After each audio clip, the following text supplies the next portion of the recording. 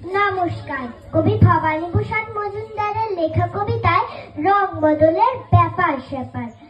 দিল্লি থেকে বিল্লি এলেন দুধের মতো সাদা, কলকাতার এক কালো বিড়াল বললে তাকে দাদা। আসুন বসুন, কেমন আছেন, বাড়ির সব ভালো? সাদা বিড়াল বললে তোমার রংটা কেন কালো? কালো বিড়াল বললে শুনুন, রাখুন আগে বেডিং, আমি যখন জন্মেছিলাম চলছিল লোডশেডিং। কুচবিহারের রাজার ছিল একটা কালো হাতি, যখন তখন সেই হাতি তাই করতো মাতামাতি। একদিন আর কাণ্ড দেখেই চমকে গেল বিলি, 5টা কাপড় কাচা সাবান ফিরল হাতি গিলে।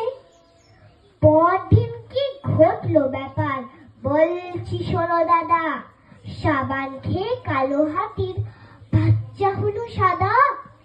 রামুর সাথে দামুর সেদিন হঠাৎ হলো দেখা, বললে দামু শোন রে রামু, চললি কোথা একা? 9 মাস বাদে দেখা হলো, কেমন আছিস? ভালো। আগে তো বেশ ফর্সা ছিলি, এখন কেন কালো? বললে রামু কেমন করে রং হলো শোন ময়লা, আগে বেচতাম ময়দা আমি, এখন বেচি কয়লা।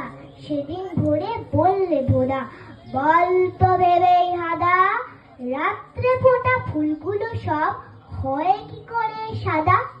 বললে হাদা হায় রে আধা, এ তো সবাই জানে, অবাক হয়ে তাকিয়ে কেন থাকি সবার পানে?